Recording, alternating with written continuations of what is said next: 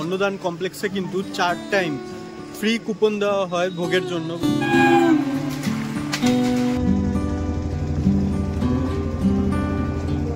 Hey hello বন্ধুরা, আমি প্রভাস, স্বাগত জানাই তোমাদের সবাইকে আমার একটা নতুন ট্রাভেল ভিডিওতে।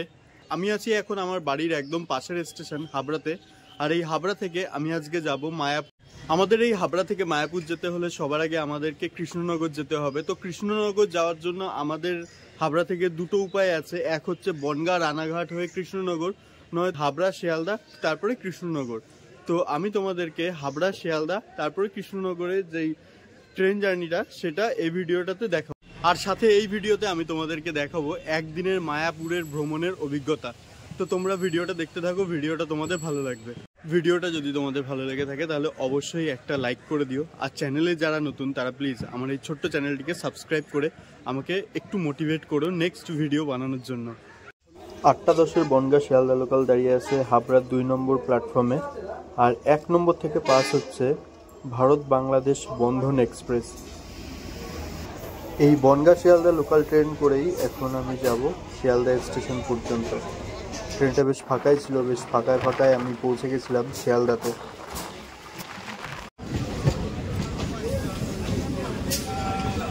শিয়ালদা স্টেশনের 9 নম্বর প্ল্যাটফর্মে দিয়েছে আমাদের ট্রেন। এখন হেঁটে যাচ্ছি বাইরে গিয়ে একটুখানি চা খাবো, তারপরে আবার প্ল্যাটফর্মের মধ্যে আসবো। কেননা 10:28 রয়েছে Lalgola passenger MEMU special train. তো ওই ট্রেনে করে যাব কৃষ্ণনগর পর্যন্ত। শিয়ালদা স্টেশনের 6 নম্বর প্ল্যাটফর্মে দিয়েছে Lalgola passenger MEMU special train. তো চলো এবার 6 নম্বরের দিকে যাই। এই যে 6 নম্বর লালগোলা প্যাসেঞ্জার।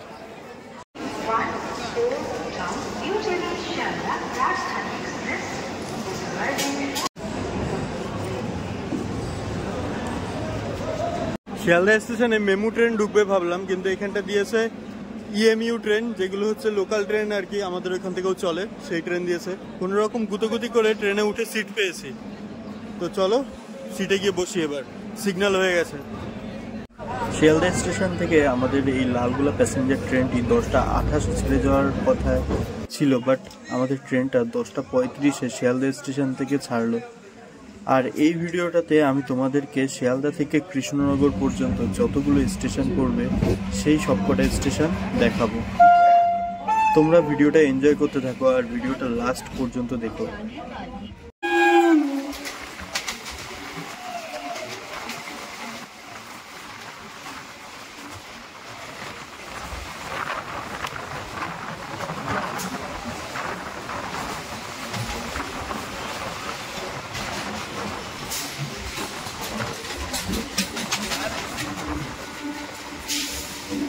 অনেক স্টেশন দাঁড়াবে না।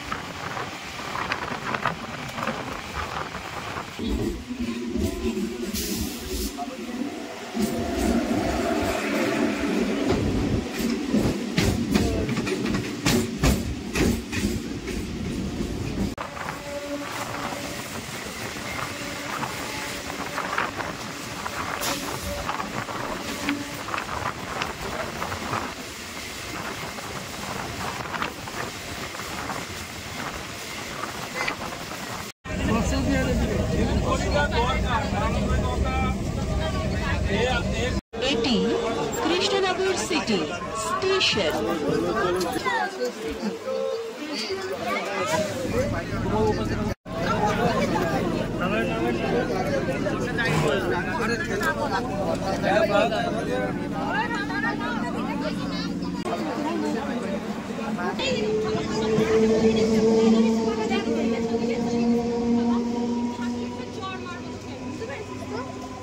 বন্ধুরা, শিয়ালদা থেকে ৯৯ কিলোমিটার জার্নি সম্পন্ন করে এখন আমি এসে পৌঁছালাম কৃষ্ণনগর সিটি জাংশনে। এই কৃষ্ণনগর স্টেশন থেকে এখন বাইরে বেরোবো। বাইরে বেরিয়ে টোটোতে বা অটোতে করে যাব হচ্ছে হুলোর ঘাট পর্যন্ত। ভাড়া কত থাকছে সেই সবকিছুই তোমাদেরকে এই ভিডিওতে আমি দেখাবো।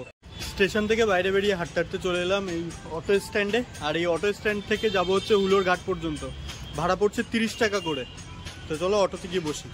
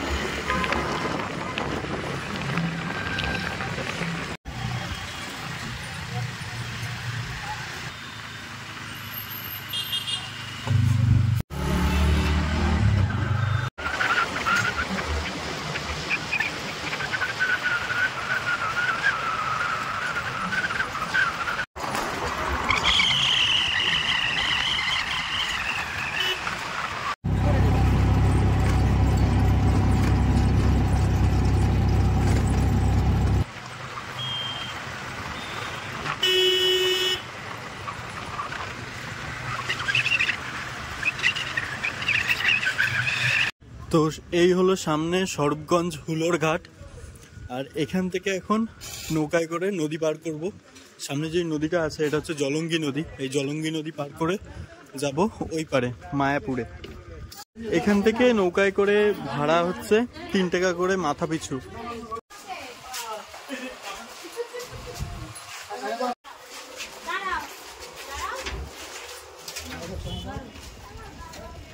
খায় ভালো দেখতে পাচ্ছ এখন লঞ্চ চালাতে আমরা পার হবো। ঘাট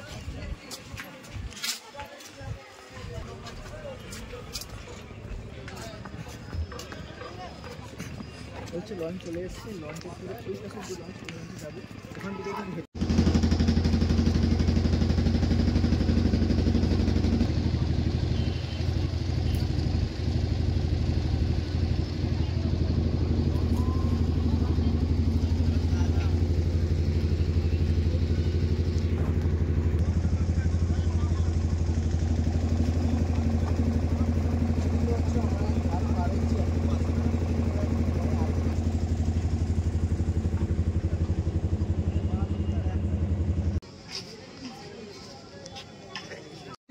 মশলা আমলকিগুলো আছে বলুন।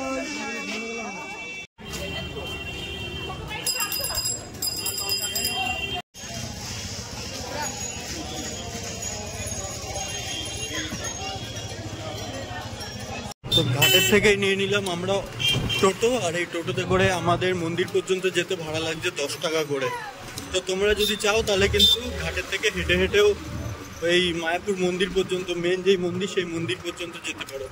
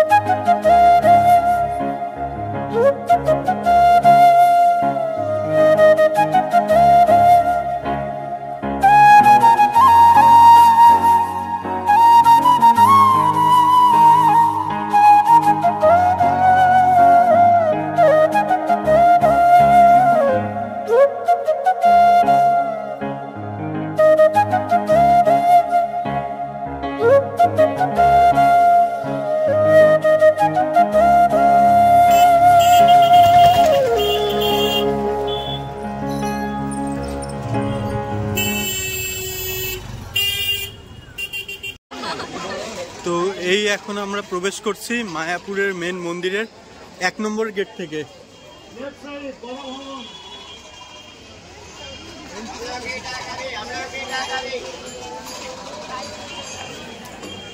ঘড়ির কাঁটায় সময় এখন 2:58, তো মোটামুটি অনেকটাই বেলা হয়ে গেছে। তো সেই কারণে কিন্তু এখানে যতগুলো প্রসাদের কাউন্টার ছিল সব বন্ধ আছে।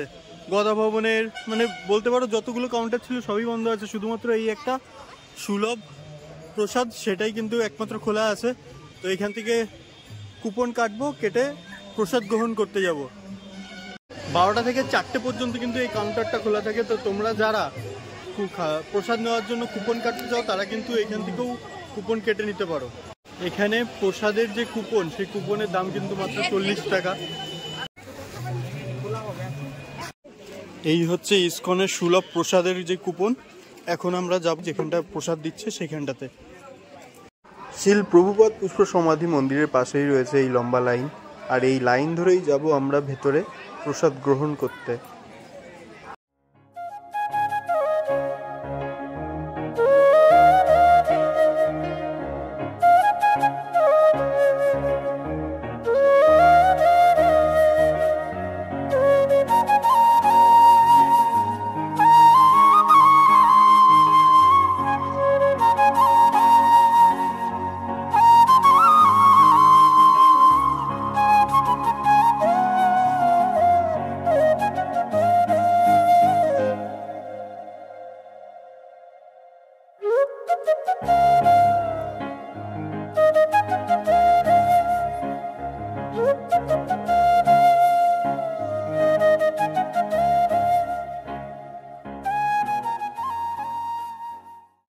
হরে কৃষ্ণ হরে কৃষ্ণ। মন্দিরের ভেতর থেকে প্রসাদ গ্রহণ করলাম। বেশ প্রসাদটা বেশ সুন্দর ছিল, বেশ আরাম করে তৃপ্তি করে খেলাম। এখন একটুখানি ইসকন মন্দিরের চারিপাশটা ঘুরে দেখি। মায়াপুর ইসকন মন্দিরের ভেতরেই কিন্তু তোমরা থাকার জন্য প্রচুর সুলভ মূল্যে ঘর বা কুটির বলতে পারো সেই জায়গা পেয়ে যাবে। তো বন্ধুরা, এই হলো গৌরাঙ্গ কুটির, যেখানে তীর্থযাত্রীরা খুবই অল্প মূল্যের বিনিময়ে রাত্রিবাস করতে পারে। এখানটাতে তোমরা 2 রকমের রুম পাবে। একরকম হচ্ছে এই যে বেড়া দিয়ে তৈরি করা, আর একরকম 200 টাকা যেটা পাকা বাড়ি। তো চলো তোমাদেরকে দেখাচ্ছি। এই যে বেড়া দিয়ে তৈরি রুমগুলো, এগুলোই 100 টাকা। তো এখন আমি দাঁড়িয়ে আছি অন্নদান কমপ্লেক্সের সামনে, আর এই অন্নদান কমপ্লেক্সে কিন্তু 4 টাইম ফ্রি কুপন দেওয়া হয় ভোগের জন্য বা প্রসাদের জন্য বলতে পারো। তো ওই 4টে টাইম হলো 9টা, 12টা, এদিকে 4টে, 7টা। তো 9টা আর 4টে এই দুটো টাইম খিচুড়ি ভোগ দেওয়া হবে, এবং 12টা এবং 7টা, সন্ধ্যা 7টা, এই দুটো টাইম কিন্তু ভাত ভোগ হিসাবে দেওয়া হবে।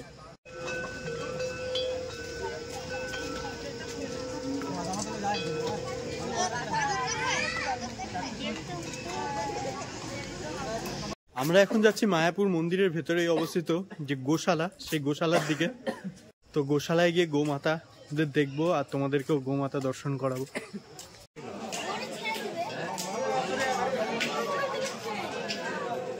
মানে আমি এখন ঠিক গোশালার সামনে দাঁড়ানো, আর এই গোশালার সামনে থেকে কিন্তু প্রচুর দেখতেই পাচ্ছ গরুর গাড়ি আছে।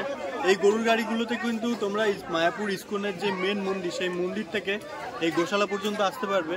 তো মাথা পিছু 10 টাকা করে নিচ্ছে এই গরুর গাড়িতে ওঠার জন্য। বেশি বেশি যেগুলো ছুরি যেগুলো পাতলা সেগুলো তো আমি কিন্তু ওর গায়ে হাত দিতে পারলাম।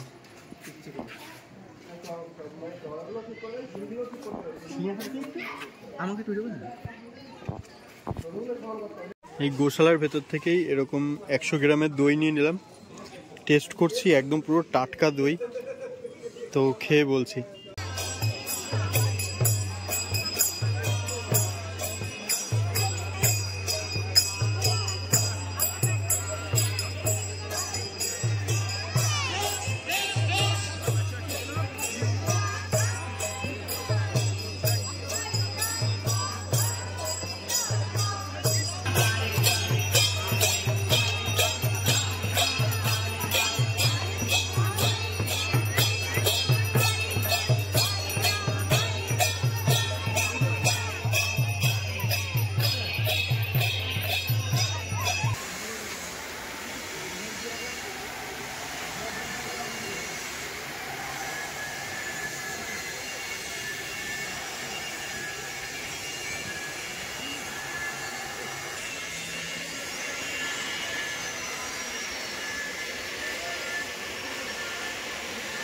বন্ধুরা, আজকের ভিডিওটা আমি এখানটাতেই শেষ করছি।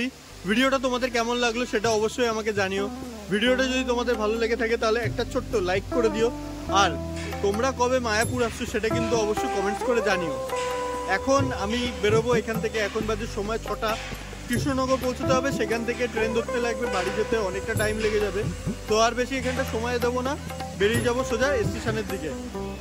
দেখা হচ্ছে তোমাদের সাথে পরবর্তী কোনো একটা ভিডিওতে। ততক্ষণের জন্য সঙ্গে থেকো, আর প্লিজ আমার এই ছোট্ট চ্যানেলটিকে সাবস্ক্রাইব করে আমার পাশে থেকো। ধন্যবাদ।